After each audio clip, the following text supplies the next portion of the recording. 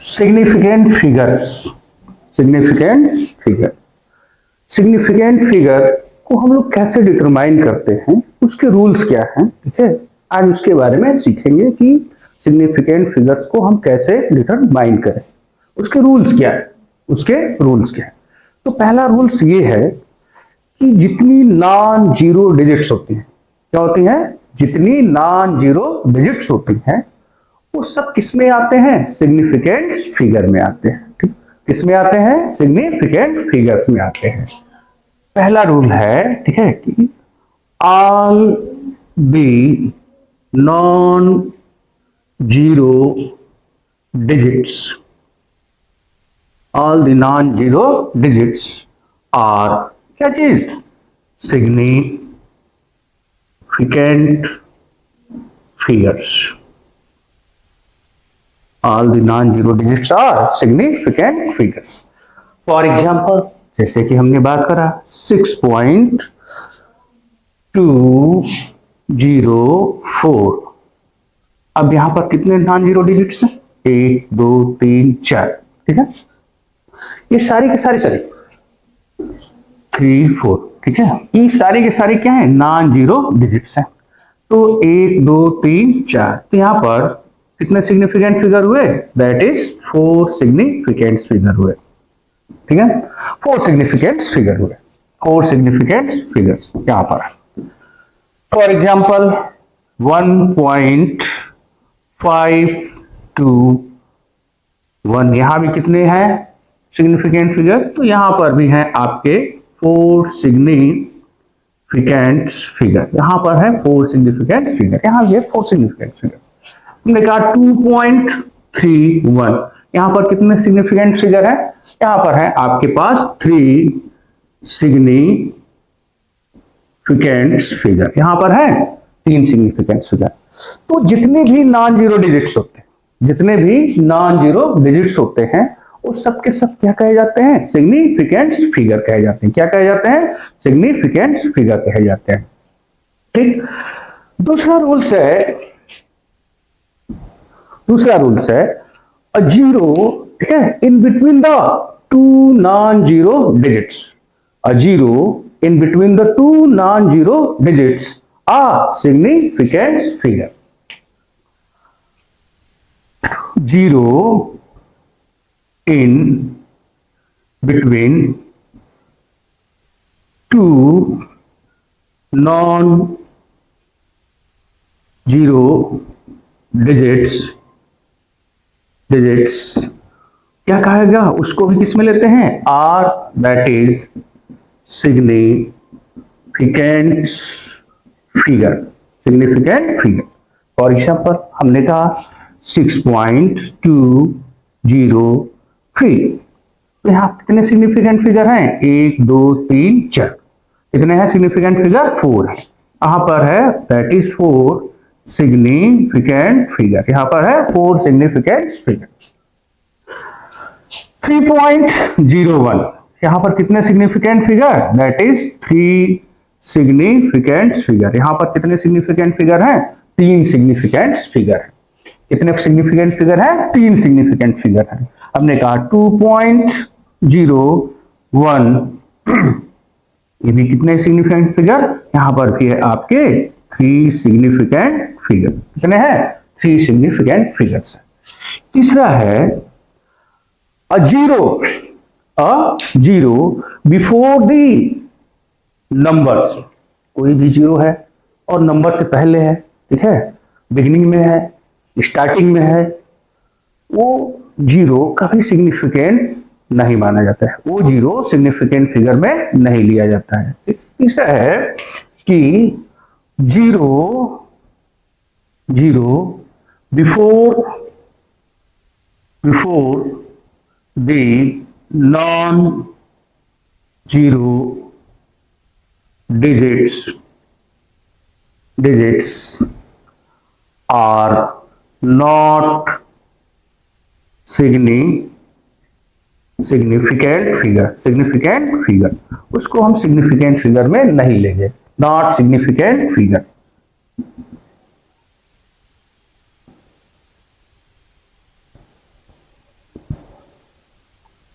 Not significant figure. यदि कोई भी जीरो हो जो नंबर से पहले हो, जो नंबर से पहले हो, ठीक है, उसको जो है कि हम उसको हम सिग्निफिकेंट फिगर नहीं मानते, उसे हम सिग्निफिकेंट फिगर नहीं मानते हैं जो जीरो से पहले हो, अरे जो नंबर से पहले हो, जैसे कि 0.321। अब देखिए डेसिमल पॉइंट्स पहले है, या आप इसको ऐसे भी लिख सकते हो, जैसे मान लो 0.321, तो ये सिग्निफिकेंट फिगर नहीं है। यहां पर टोटल सिग्निफिकेंट फिगर है, यहां पर टोटल सिग्निफिकेंट फिगर है दैट इज 3। यहां पर टोटल सिग्निफिकेंट फिगर कितनी है? 3। अब इसी चीज को ऐसे भी लिख सकते हो डेसिमल के साथ 0.321। यहां पर भी कितने सिग्निफिकेंट फिगर है? यहां पर भी 3 सिग्निफिकेंट फिगर्स है।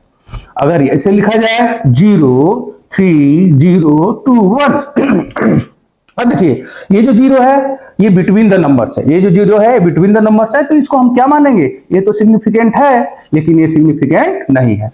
तो यहां पर क्या हो गया? सिग्निफिकेंट फिगर 4 हो गई, यहां पर 4 सिग्निफिकेंट फिगर हुआ। ठीक, तो जीरो अगर बिगिनिंग में है, किसी नंबर के बिगिनिंग में है या डेसिमल पॉइंट के बिगिनिंग में है, तो उसको आप सिग्निफिकेंट नहीं मानोगे, उसको सिग्निफिकेंट नहीं मानोगे। लेकिन वही जीरो जो है कि दो नॉन जीरो डिजिट के बीच में हो, तो उसको आप क्या मानोगे? सिग्निफिकेंट फिगर मानोगे। जैसे कि अब फिर से अब देखा जाए तो ये 0.0245।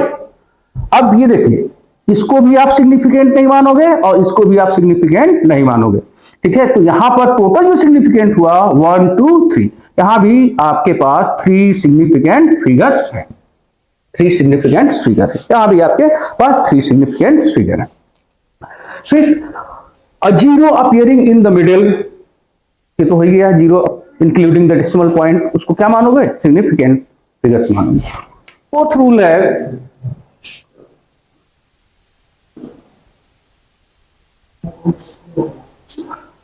फोर्थ रूल है, ठीक है, इफ अ नंबर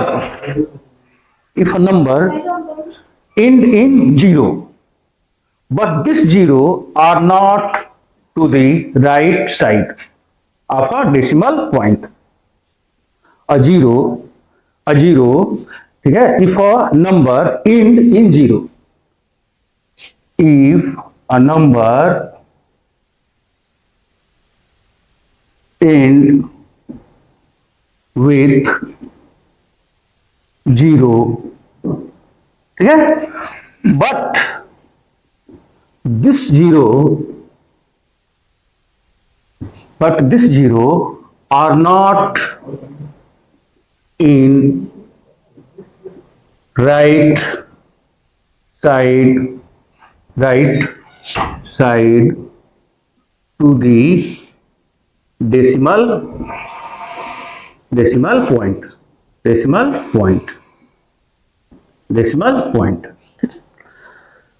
कोई नंबर जो है इंड हो रही है जीरो के साथ, कोई नंबर जो है इंड हो रही है जीरो के साथ, लेकिन ये जो जीरो है, ठीक है, वो डेसिमल पॉइंट के, but this zero are not in the right side to the decimal point, ये जीरो जो है डेसिमल पॉइंट से राइट साइड में ना हो, तो ये जो जीरो होंगे वो सिग्निफिकेंट हो भी सकते हैं और सिग्निफिकेंट नहीं भी हो सकते हैं। ठीक है, ये सिग्निफिकेंट हो भी सकते हैं और नहीं भी हो सकते हैं। नॉट इंक्लूडेड डेसिमल पॉइंट, ठीक है, दिस इंक्लूडेड डेसिमल पॉइंट, ठीक है, this included decimal point. It may be, may or may not be significant figure,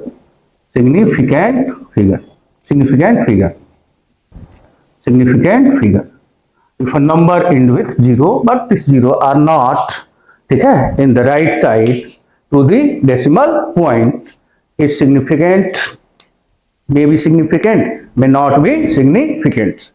जैसे कि मान लीजिए कि अब हम इस चीज को लिख रहे हैं, फॉर एग्जाम्पल 6500।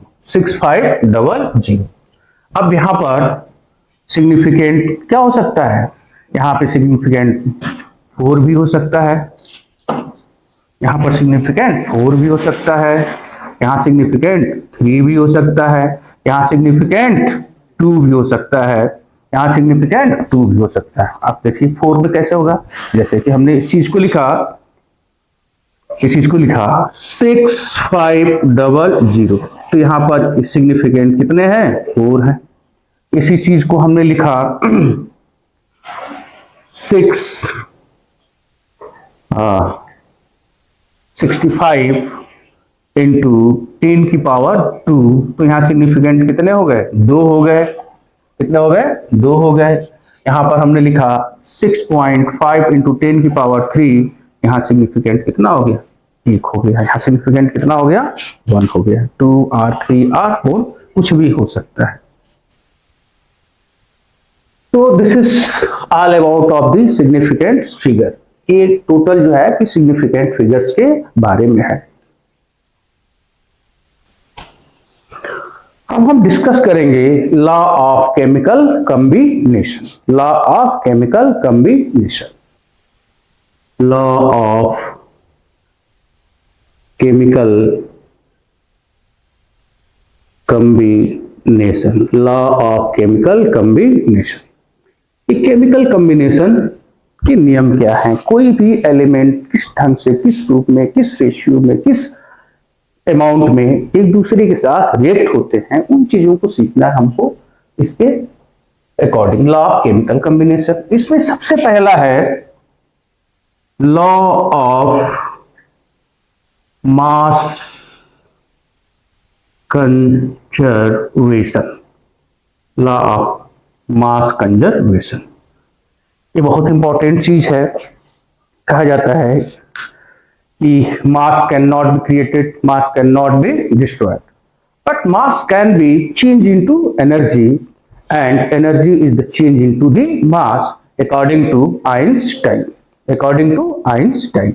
अब ये जो लॉ ऑफ मास कंजर्वेशन है, इसको सबसे पहले जो दिए थे, ठीक है, लेवाइजियर। किसने दिया था, लेवाइजियर ने। और इसका टेस्ट जो किया था वो किए थे लैंडॉल्ट ने। इस लॉ को दिया था किसने, लेवाइजियर ने, और इसका टेस्ट किसने किया था, लैंडॉल्ट ने। अब ये क्या कहते हैं कि in a chemical change, in a chemical change, in a chemical change, total mass, total active mass of reactant is equal to mass of product, mass of product. Okay? So this law was given by Lavoisier and इसको test किया था, tested by लैंडॉल्ट ने। क्या इनका कहना है, इनका कहना ये है कि in a chemical change total mass of reactant equal to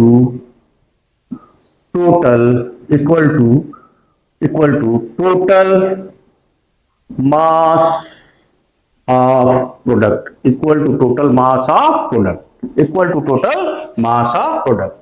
और यही कारण है कि हम किसी भी केमिकल रिएक्शन को हमेशा किस फॉर्म में रखते हैं, बैलेंस कंडीशन में रखते हैं। कोई भी केमिकल रिएक्शन को हम बैलेंस कंडीशन में इसीलिए लिखते हैं, ठीक है, कि वो किसका फॉलो करे, लॉ ऑफ मास कंजर्वेशन को फॉलो करे।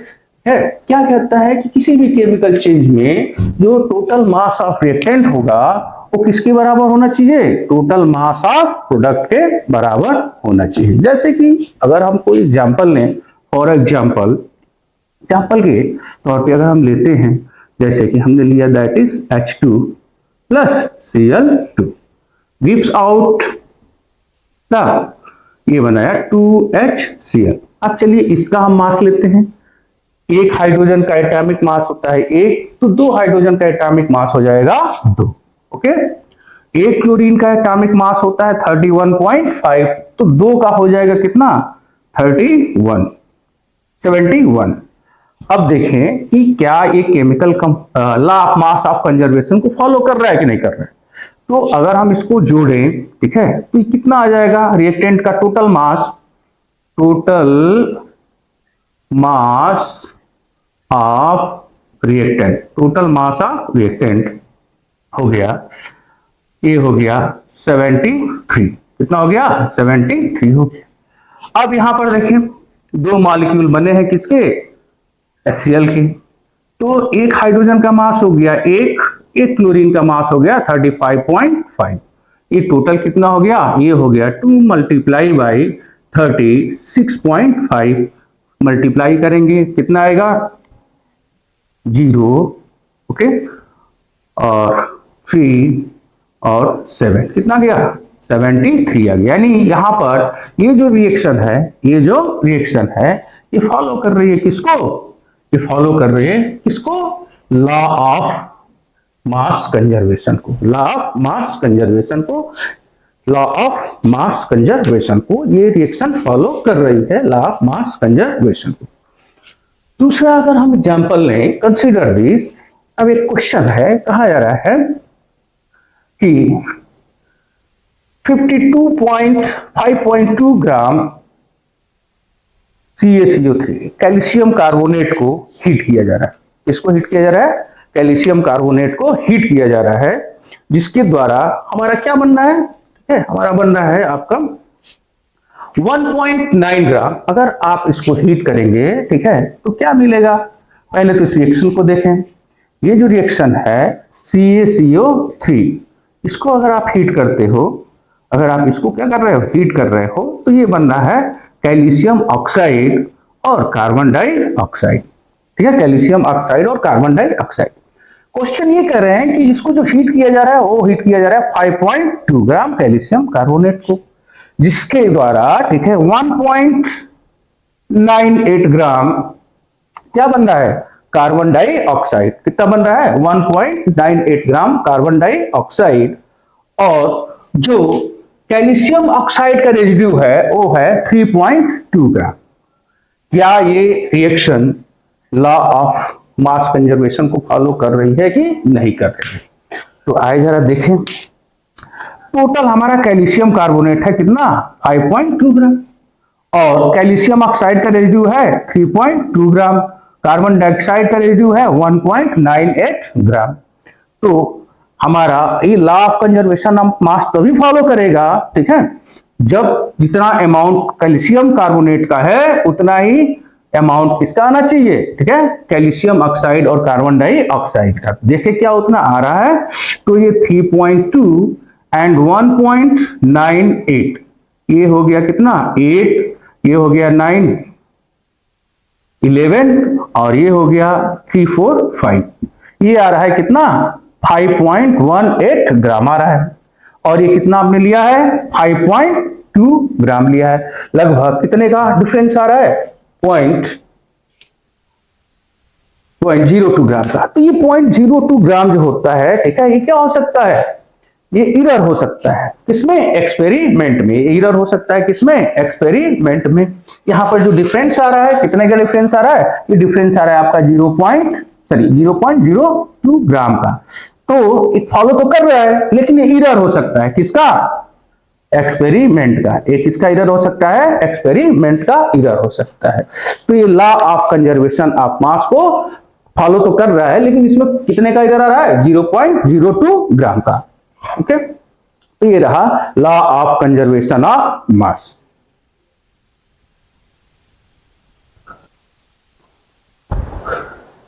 Now discuss about law of definite proportion or law of constant composition. अब हम लोग डिस्कस करेंगे सेकेंड लॉ क्या है केमिकल कॉम्बिनेशन का, वो है लॉ ऑफ डेफिनिट प्रोपोर्शंस, या इसको दूसरे वर्ड में कहते हैं लॉ ऑफ कांस्टेंट कंपोजिशन। इस लॉ को सबसे पहले दिया था प्राउस्ट साहब ने। किसने दिया था, प्राउस्ट ने दिया था। किसने दिया था, प्राउस्ट ने दिया था। प्राउस्ट का ये कहना था कि कोई भी प्योर कंपाउंड है, कोई भी जो प्योर कंपाउंड है, उसमें जो सेम एलिमेंट होते हैं, उसमें जो क्या होते हैं, सेम एलिमेंट होते हैं, ठीक है, वो क्या होते हैं, एक डेफिनेट रेशियो या एक डेफिनेट प्रोपोर्शंस में क्या होते हैं, कंबाइंड होते हैं according to their weight, according to their wait.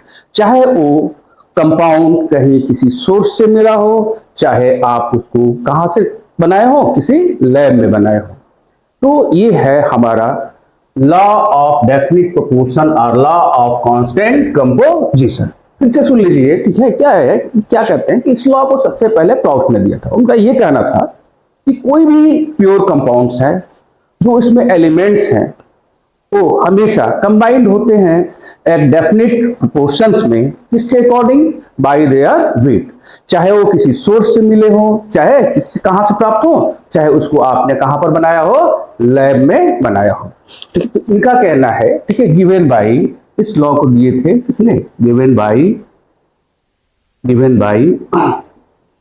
Proust ने दिया था, प्राउस्ट ने दिया था। इनका कहना यह था कि according to this law pure compounds always contain, according to this law, according to this law, according to this law, a pure compound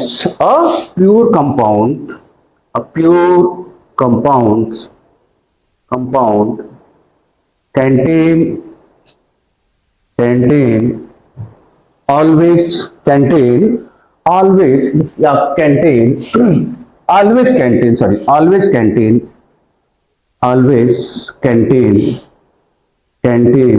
क्या चीज, same elements, always contain same element in a definite proportion,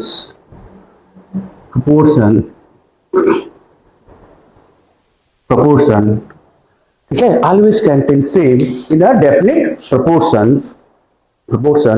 by weight.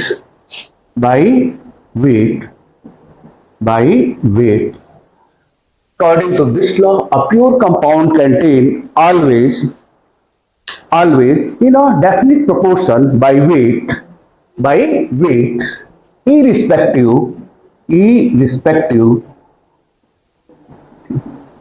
irrespective source are, ठीक है, are prepared in a lab, इनका कहना है कि a pure compound, according to this law, a pure compound always contain same element in a definite proportion, और proportion की जगह पे आप रेशियो लिख सकते हैं, by weight, irrespective source are prepared in the lab, चाहे किसी सोर्स से मिले हो, चाहे किसी लैब में बनाए। तो इसके लिए सबसे पहले उन्होंने वर्क किया था क्यूप्रिक कार्बोनेट के ऊपर।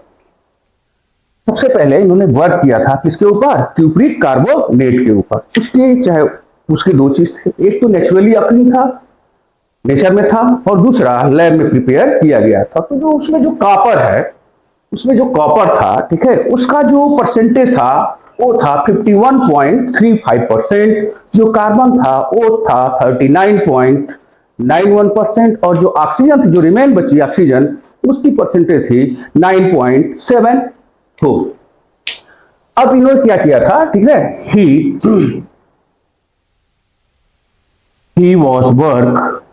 he was work at cupric carbonate यानी CuCO3। अब जो नेचर में था और जो लैब में मिला था, जो लैब में बनाया गया था, जो नेचर से पाया गया था, तो वहां पे जो कार्बन है और ऑक्सीजन है। फिर यहाँ पर जो कॉपर है, कार्बन है और क्या है, ऑक्सीजन है। तो जो कॉपर का परसेंटेज था क्यूप्रिक कार्बोनेट में, जो कॉपर का परसेंटेज था वो था, ठीक है, 51.25%, ठीक, 51.25%। जो कार्बन था वो था 39.9%, और जो रिमेन थी वो क्या मिलेगी, 100 में से घटाएंगे तो क्या मिलेगी, ऑक्सीजन मिलेगी, वो थी, ठीक है, 9.74%, जो नेचुरली अकरिंग था, जो नेचर में पाया गया था हमारा क्या चीज, क्यूप्रिक कार्बोनेट। और जो लैब में बनाया गया था क्यूप्रिक कार्बोनेट, उसमें भी पाया गया कि जो हमारा कॉपर है वो कितना है, 51.25% है, जो कार्बन है 39.9% है, और जो ऑक्सीजन है वो है 9.74%।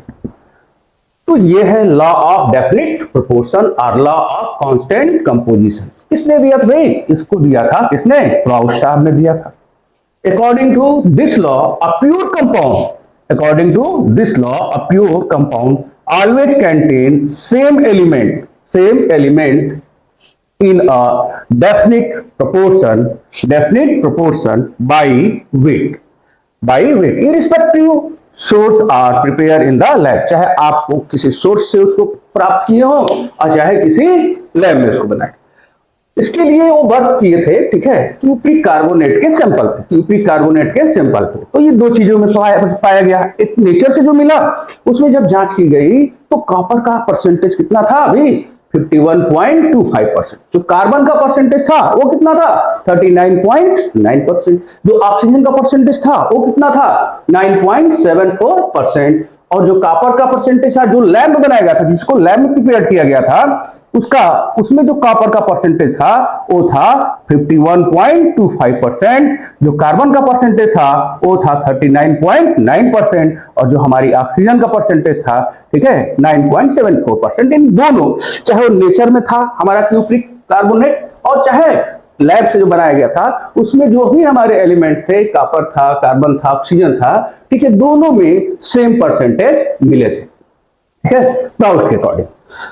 ओके, समझ में आया, नोट कर लीजिए।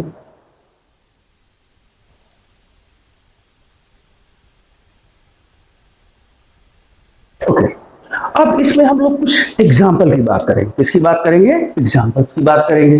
तो एग्जाम्पल में हम लोग ले रहे हैं, जैसे कि हमने लिया अमोनिया। क्या लिया, अमोनिया लिया। फॉर एग्जाम्पल में जैसे हम लोग ले रहे हैं अमोनिया। अब अमोनिया में देखेंगे तो अमोनिया का फॉर्मूला होता है दैट इज NH3। अब देखिए यहां पर जो नाइट्रोजन है उसके कितने एटम है, एक एटम है, इसको हम अमोनिया कहेंगे। यहां पर जो नाइट्रोजन का एटम है वो कितना है, एक है। तो नाइट्रोजन का जो वेट होगा वो कितना होगा, दैट इज 40 ग्राम मान लें। और इसमें कितने हाइड्रोजन है, 3 हाइड्रोजन है, तो इनका जो वेट होगा वो कितना होगा, 3 ग्राम मान लें। अब यहां पर जो अमोनिया में हम लोग नाइट्रोजन और हाइड्रोजन की रेशियो देख रहे हैं वो आ रही है 40:3, तभी इसको आप क्या कहोगे, अमोनिया कहोगे। दूसरा एग्जाम्पल हम लोग ले लें, जैसे कि वाटर लिया, वाटर ले लें हम लोग। वाटर में हाइड्रोजन के कितने एटम है, 2 है, तो इसके ग्राम को, इसकी मास को हम मान लेते हैं दैट इज 2 ग्राम। ऑक्सीजन है एक, ठीक है, ऑक्सीजन का मास हो गया कितना, दैट इज 16 ग्राम मान लें। यहां पर जो रेशियो आ रही है, यहां पर हाइड्रोजन और ऑक्सीजन की जो रेशियो आ रही है, हाइड्रोजन और ऑक्सीजन की जो रेशियो आ रही है बेटा, वो 2:16 आ रही है। कितनी आ रही है, 2:16 आ रही है। 2:16 आप इसको सिंप्लीफाई करेंगे, ठीक है, तो 1:8। यानी वाटर मॉलिक्यूल में जो हाइड्रोजन और ऑक्सीजन की जो रेशियो है, किसके अकॉर्डिंग, बाय वेट के अकॉर्डिंग। किसके अकॉर्डिंग, बाय वेट के अकॉर्डिंग, वो कितनी आ रही है, 1:8। अमोनिया में देख रहे हैं कि नाइट्रोजन और हाइड्रोजन का जो रेशियो आ रही है किसके अकॉर्डिंग, बाय वेट के, वो 40:3 आ रही है। इसी तरीके से और भी बहुत सारे एग्जाम्पल हो सकते हैं। अब इसके लिए कुछ हम लोग क्वेश्चन करेंगे, जैसे एक एग्जाम्पल और देख लीजिए। जैसे ये क्या है, कार्बन डाइऑक्साइड का मॉलिक्यूल है। इसका मॉलिक्यूल है कार्बन डाइऑक्साइड का, ये क्या है, मॉलिक्यूल है। अब यहां पर आप कार्बन का कितना एटम है, एक एटम है, तो कार्बन का जो मास है वो कितना होता है, दैट इज 12 ग्राम में मानना है, ग्राम में मान लीजिए।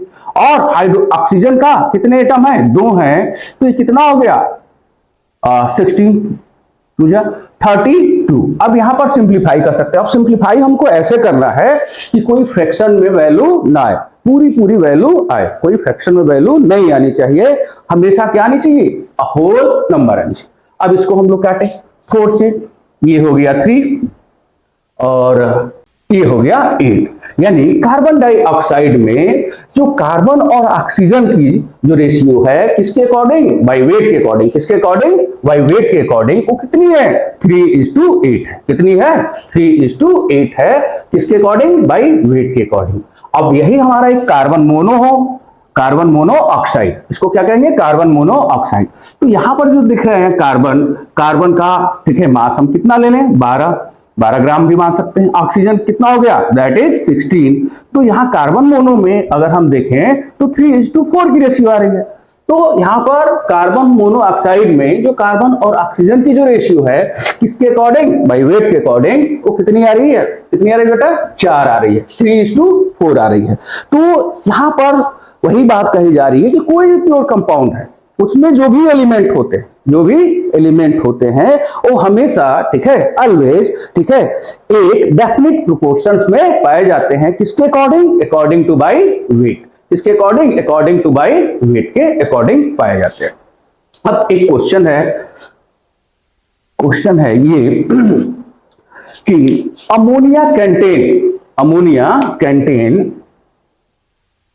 82.65% and hydrogen is present, okay, hydrogen is present 17.65 and hydrogen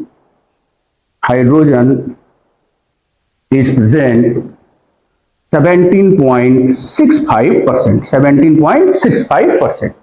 अब इनका इस क्वेश्चन में ये पूछ रहे हैं कि if the law of proportion is true, if the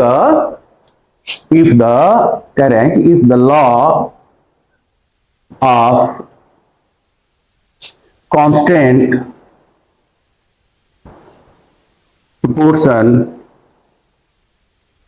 is true, what amount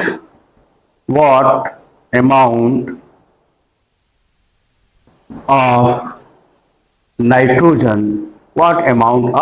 nitrogen and hydrogen is required to preparation of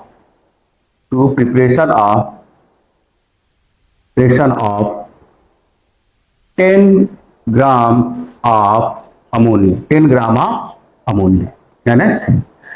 question में ये कह रहे हैं कि अमोनिया में ठीक है 82.65% क्या है, नाइट्रोजन है, क्या है, नाइट्रोजन है, और ठीक है हाइड्रोजन जो है वो 17.65% है। अब ये कह रहे हैं कि यदि हम ये मान के चलें कि ठीक है डेफिनिट प्रोपोर्शन या कांस्टेंट प्रोपोर्शन क्या है, ट्रू है, तो अमोनिया, तो व्हाट अमाउंट ऑफ नाइट्रोजन और hydrogen is required to prepare of ठीक है 10 gram of ammonia, to prepare of 10 gram ammonia. तो अब इसके लिए सीधी सी बात भाई 10 ग्राम बनाना है। अब नाइट्रोजन कितना है, अब ये है आपका N2 प्लस नाइट्रोजन है आपका कितना 82.65%। तो यहां पर जो नाइट्रोजन का मास होगा ठीक है, mass of nitrogen to preparation of 10 gram of ammonia, तो ये हो गया 82.65 डिवाइड बाई 100। और कितनी ग्राम अमोनिया बनानी है भाई, 10 ग्राम बनानी है, तो ये इससे कैंसिल हो गया, ये आ गया 8.265 ग्राम आ गया।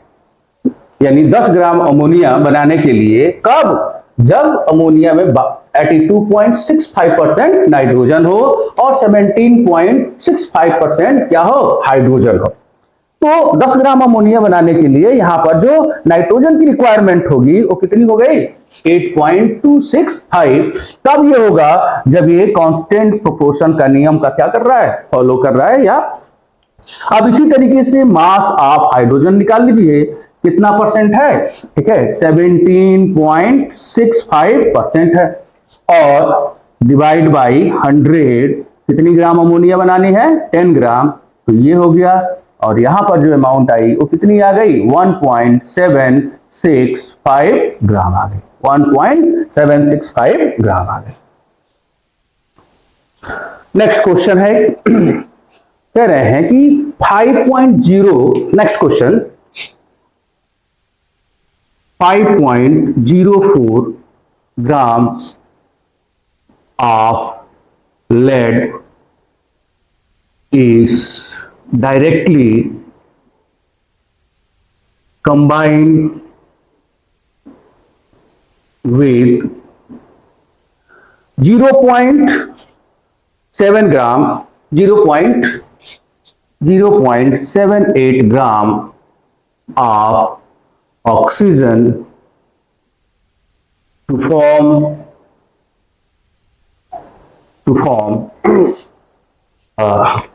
lead peroxide, to form lead peroxide। अब फिर कह रहे हैं कि when the lead peroxide, when the lead peroxide is heated to form nitrate, to form nitrate, lead nitrate, to form lead nitrate, in the lead nitrate,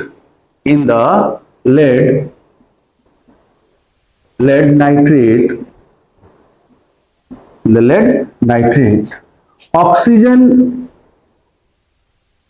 is present। कह रहे हैं कि जब हम 5.4 ग्राम ऑफ लेड को डायरेक्टली कंबाइन कर रहे हैं, किससे? 0.78 ग्राम ऑफ ऑक्सीजन से, 0.78 ग्राम ऑफ ऑक्सीजन से, तो बनाता है लेड पेरोक्साइड। फिर कह रहे हैं कि जब हम लेड पेरोक्साइड को हीट कर रहे हैं तो ये बना रहा है लेड नाइट्रेट, जिसमें ऑक्सीजन जो प्रेजेंट है वो है 13.41%, जिसमें ऑक्सीजन प्रेजेंट है 13.41%। तो कह रहे हैं कि क्या ये लॉ ऑफ डेफिनेट प्रोपोर्शन को फॉलो कर रहा है कि नहीं कर रहा है? तो what this experiment follow law of definite proportion।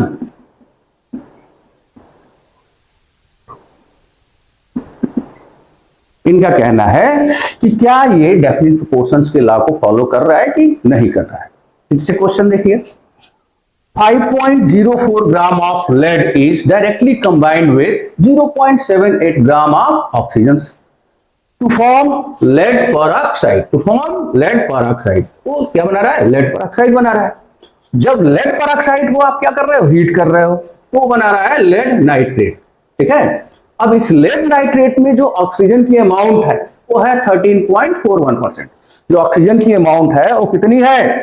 13.41%। तो क्या ये एक्सपेरिमेंट डेफिनेट प्रोपोर्शन के लॉ को क्या कर रहा है? फॉलो कर रहा है कि नहीं फॉलो कर रहा है? कैसे करेंगे?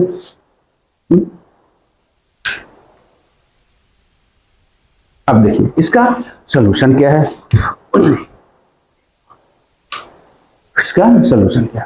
अब ले लें हम लोग लेड। क्या ले लें? Lead plus O2 to form lead oxide,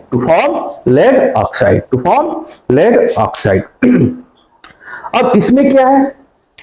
इसमें है, ठीक है, कि लेड कितना लिया है आपने 5.04 ग्राम, ऑक्सीजन कितना लिया है 0.78 ग्राम। अब ये कंबाइंड होगा तो कितना लेड पर ऑक्साइड आपका बनेगा, कितना लेड पर ऑक्साइड आपका बनेगा। तो यहां पर जो लेड पर ऑक्साइड का जो अमाउंट है वो आ गया, दोनों को एडिट करेंगे तो ये आएगा आपका 5.5 कितना है 12 और ये हो गया 8.5 ग्राम। ये आ गया आपका लेड पर ऑक्साइड, ठीक है। किसमें एक्सपेरिमेंट फर्स्ट में, एक्सपेरिमेंट फर्स्ट में। अब आप देख रहे हो कि 5.82 ग्राम ऑफ लेड पर ऑक्साइड में कितनी ग्राम हमारी ऑक्सीजन है 0.78 ग्राम है। कितनी है 78 ग्राम है। यानी यहां पर आप देख रहे हो कि 5.82 ग्राम PbO2 कंटेन कितने ग्राम ऑक्सीजन 0.78 ग्राम क्या ऑक्सीजन। तो 100 ग्राम में देखें कितना आएगा, 100 ग्राम में 100 ग्राम लेड पर ऑक्साइड कंटेन कितना 0.78 डिवाइड बाई 5.82 मल्टीप्लाई बाई 100, ये आ गया आपका 13.41%, 13.41%।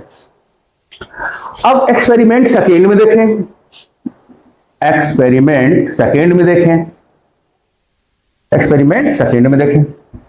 जब एक्सपेरिमेंट सेकेंड में देख रहे हैं तो एक्सपेरिमेंट सेकेंड में आपको सीधे सीधे कह रहा है कि जब हम PbO2 को क्या कर रहे हैं हीट कर रहे हैं, क्या कर रहे हैं हीट कर रहे हैं, तो क्या बन रहा है हमारा लेड नाइट्रेट बन रहा है। क्या बन रहा है लेड नाइट्रेट बन रहा है।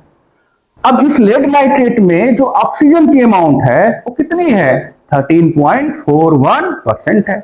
तो देखिए ये क्या कर रहा है, they follow the law of definite proportion. दोनों कंपाउंड में, ठीक है, लेड नाइट्रेट में भी ऑक्सीजन की जो परसेंटेज अमाउंट है वो कितनी है 13.41% है, और लेड नाइट्रेट में दे रखा है ऑलरेडी कि जो ऑक्सीजन की परसेंटेज है, किसकी ऑक्सीजन की जो परसेंटेज है वो कितनी है 13.41% है। यानी इसका मतलब कि इस क्वेश्चन में क्या है वो लॉ ऑफ डेफिनिट प्रोपोर्शंस को क्या कर रहा है फॉलो कर रहा है, लॉ ऑफ डेफिनिट प्रोपोर्शंस को फॉलो कर रहा है।